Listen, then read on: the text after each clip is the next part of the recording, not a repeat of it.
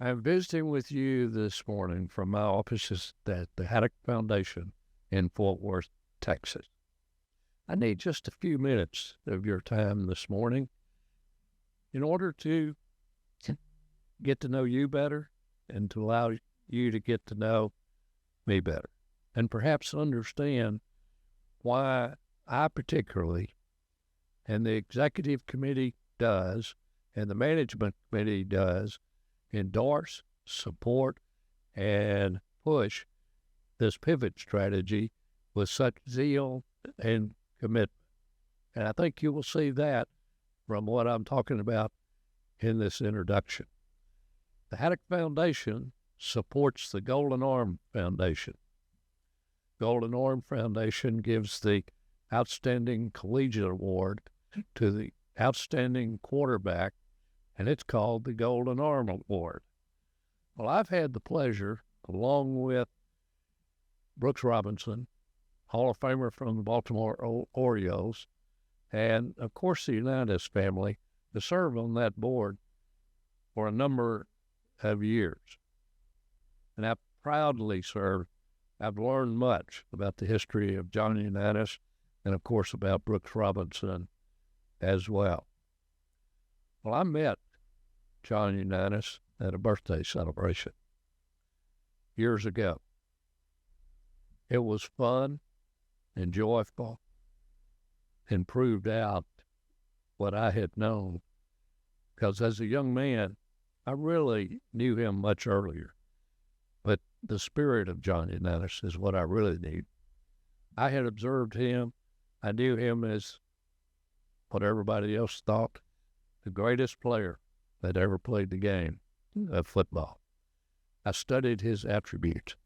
I studied the fact that he was a canny, strategic general. His abilities enthralled me. His spirit on the field inspired me.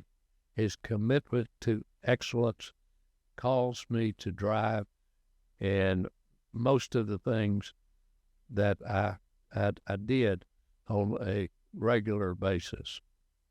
At an earlier time in high school, as a ninth grader, I decided to enter a speech competition against mostly seniors. Well, the subject of the speech contest was the creative force of optimism. Yeah, I thought about that, and what better to talk about than the history of John Unitas. So I'm going to share a little of what I said at that time. I won the speech contest, so they must have enjoyed it, and I hope you do as well. John Unitas was drafted out of college by the Pittsburgh Steelers in the 9th round. He did not play a down. He was traded coach to coach to the Baltimore Colts. That was in 1956. He didn't play much as a backup to George Shaw, but at midseason, George Shaw suffered a serious injury, and the untested backup, John Unitas, entered the game. He won the next 4 games, and the Colts finished with a 5-7 record. Then in 1957, it was Unitas' time. He led the Colts to a conference championship, started every game that season as quarterback, and then won the first overtime victory in an NFC championship game and beating the New York Giants. It's not so important that the Colts won 23-17, but it's the manner in which it occurred. It placed a brand on John Unitas. He took the Colts in overtime, the length of the field, to set up a touchdown, and then, as you might expect, go 4th and 1. Did he pass? Did he run?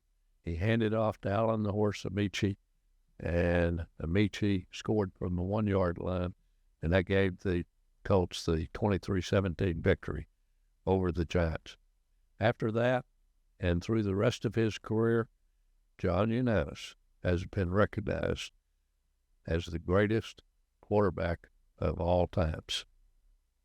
Following the heroics of John Unitas in what is widely known as the greatest game ever played, the Haddock Foundation, as you look around this room, has been collecting Unitas memorabilia.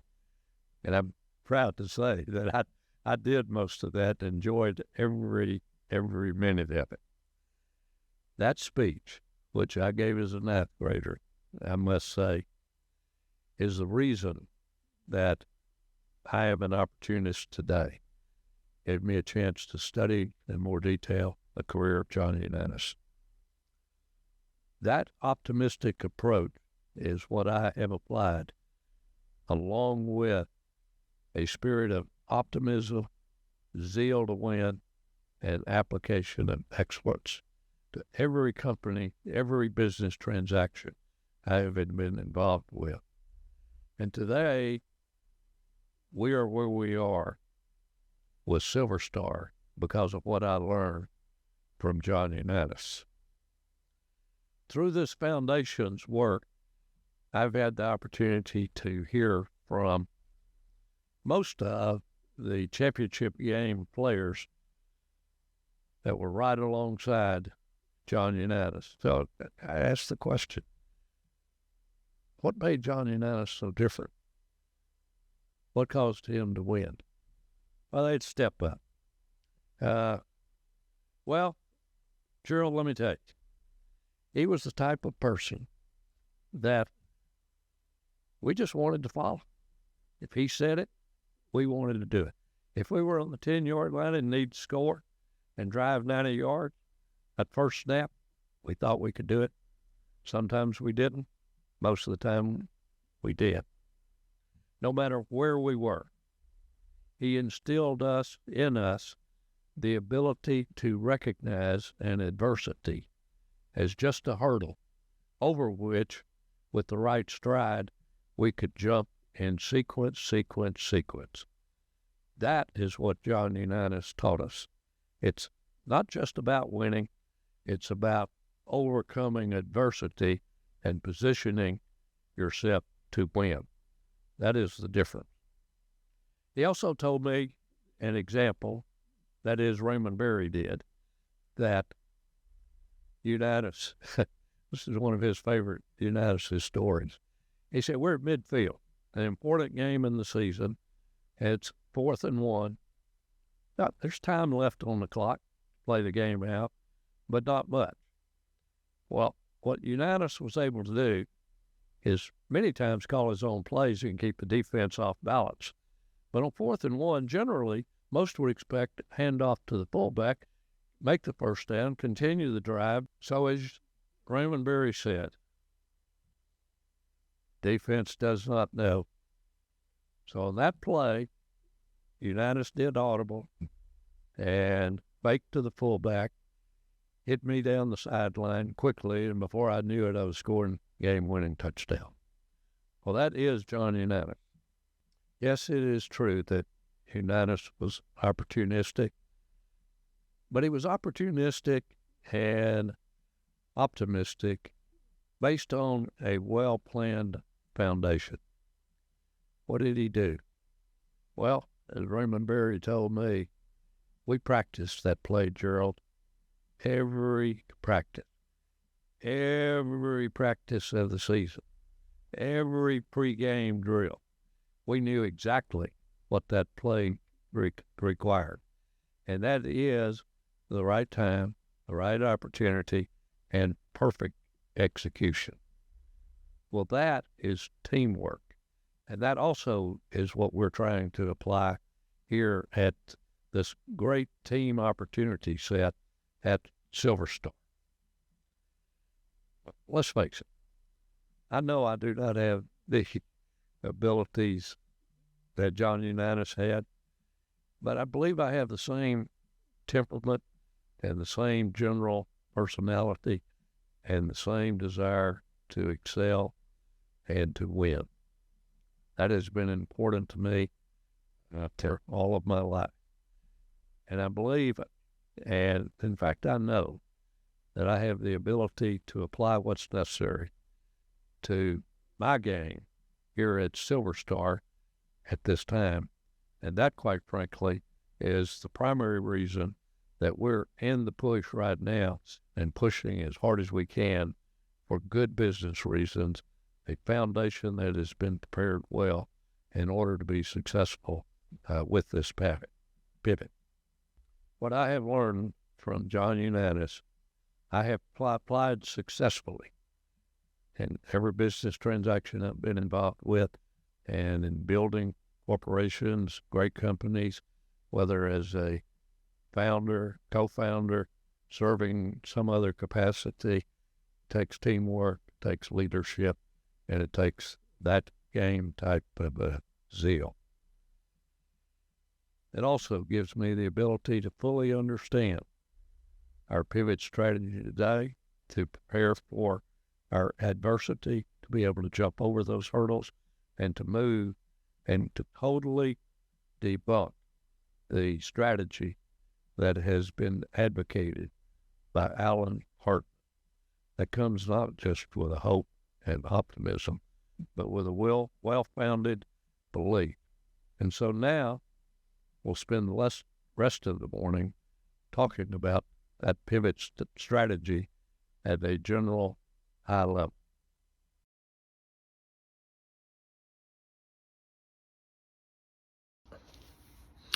We are well along the way to achieving the repositioning of Silver Star into self-storage. To date, we have orderly sold 28 of our 47 legacy assets. Last week, we sold Timmons in Dallas for approximately $10.5 million. We anticipate selling an additional 11 of our legacy assets prior to the end of the year. To date, we have had gross sales of approximately $340 million, and the proceeds from such sales have been used to pay down $310 million of debt and accounts payable that were left by the Hartman Group. The balance was used for transaction costs, additional interest costs, primarily resulting from the bankruptcy filing I'll talk more about later, deferred maintenance costs, and to facilitate certain 1031 transactions on the self-storage buy side to further minimize taxes with respect to assets out of our legacy group we had sold at a profit. With respect to the deferred maintenance, I just must comment. That's a light use of the term. In fact, it was much deeper than that, and we had to make certain CapEx items on select assets in order to facilitate important sales that were necessary in order to keep our lenders satisfied. So we jumped on those, solved the problems, no matter what it was, moved forward, got it done, and so we're here today. Following all of this, Silver Star has acquired 4 key assets in self-storage. 2 are in Houston, one's located southwest on Kirby, and others located the same general part of the Metroplex on Wesleyan.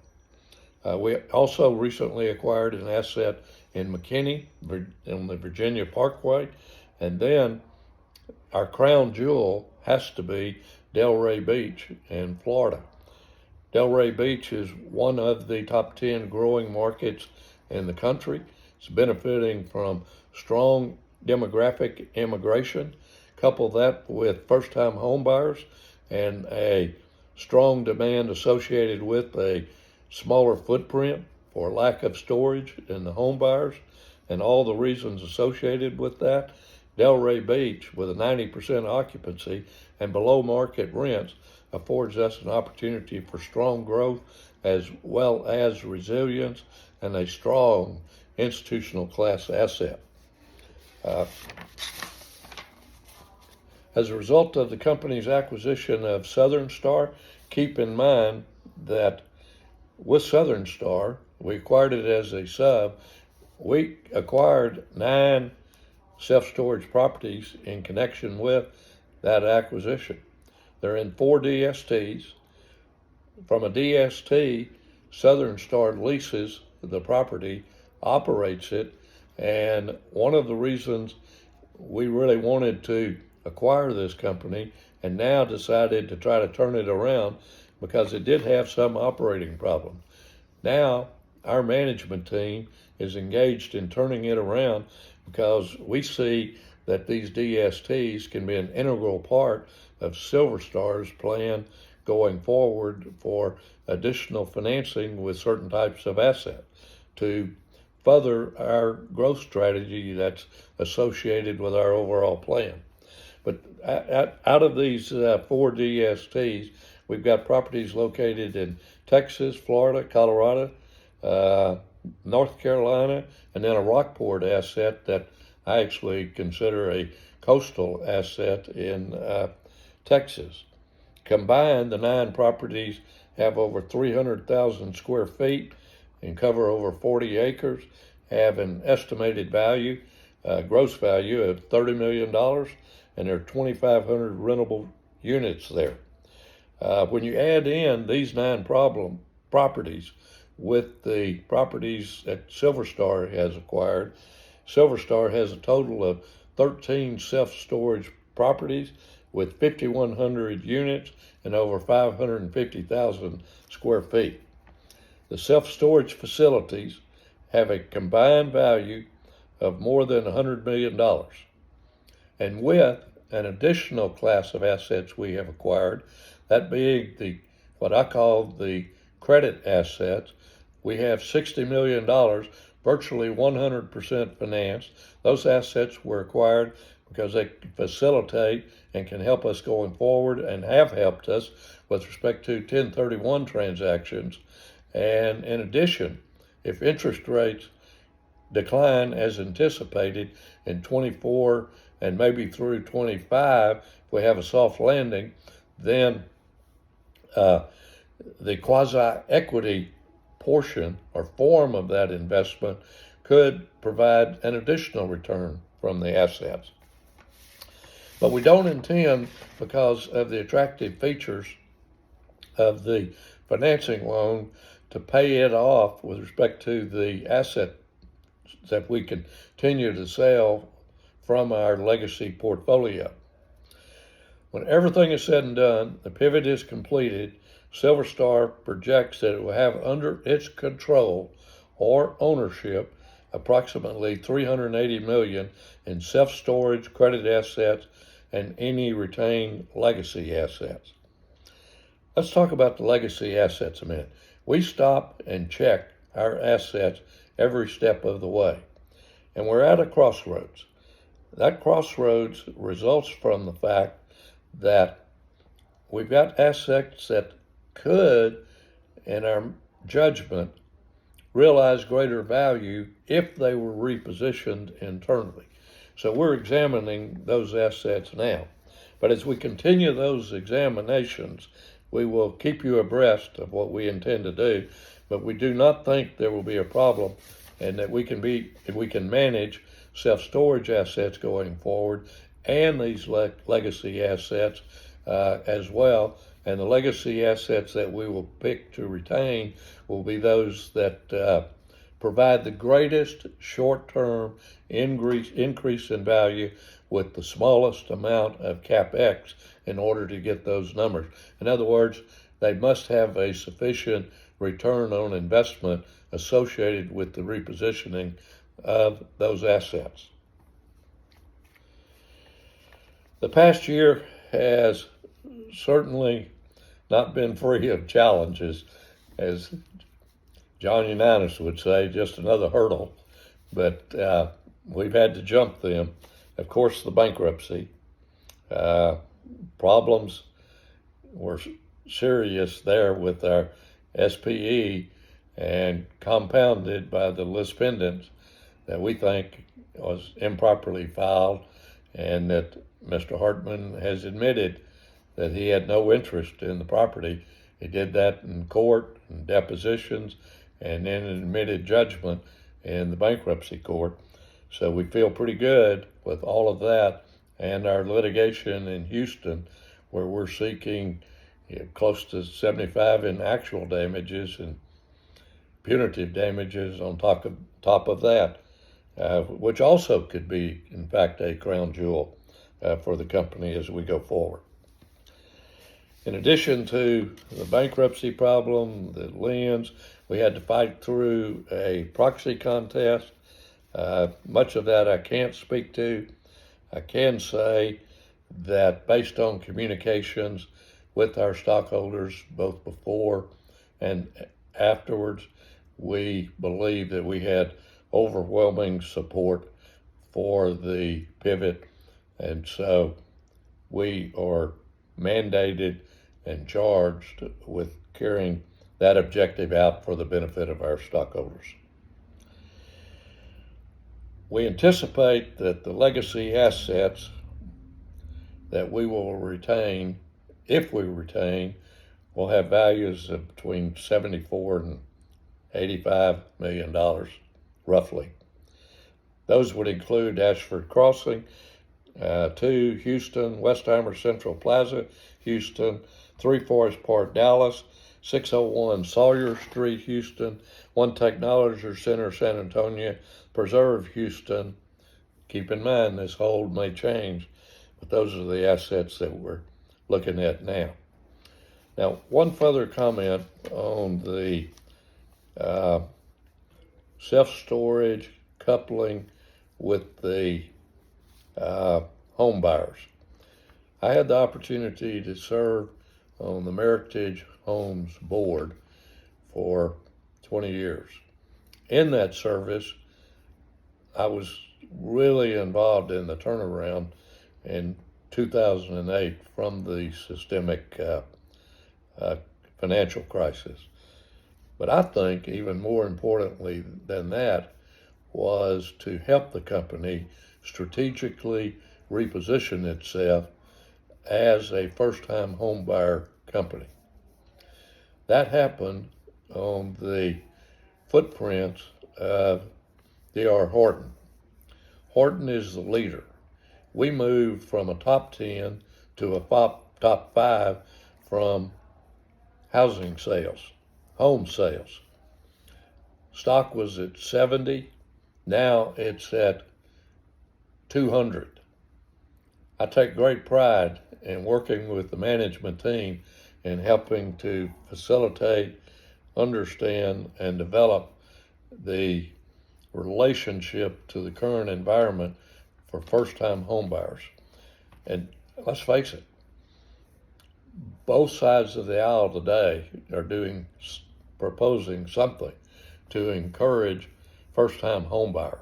So with the political will, the coupling of home buying and self-storage, this whole pivot could turn out not to be a first down in the United States, but a real long home run pass, much greater than we all anticipate because of the demand, particularly in certain markets, for first-time home buyers, and then a need for self-storage because they're buying a smaller footprint, whoever they may be. But in order to get that small footprint, it may have to be through self-storage. So I look forward to seeing how that plays out. I've already seen how the Meritage strategy plays out, but our goal from here is to complete the pivot. I know you have been eager for distributions, and we, trust me, have been trying our best to get to the point of making those distributions. We had to jump hurdles. You know what they were. As soon as we can complete this pivot, get this company financially sound, turn around Southern Star, get it moving in the right direction and throwing off cash. As soon as all that is completed, rest assured we're going to do everything we can to position Silver Star to begin a process of making distributions and fight through Mr. Hartman's impediments and get to the point that we are a real successful, thriving, capital flush company that can operate business in a normal sense. As I step back, I am really proud to say that I believe Silver Star is now a self-storage company. Our management team, our executive committee, all of us are laser focused on expanding and completing these objectives. Thank you for your confidence, and follow with any questions, and we'll be available to discuss and answer. But hopefully you can see that for many reasons I stated in my introduction, I am unanimous type committed to winning and the success of this company for each of you. Thank you.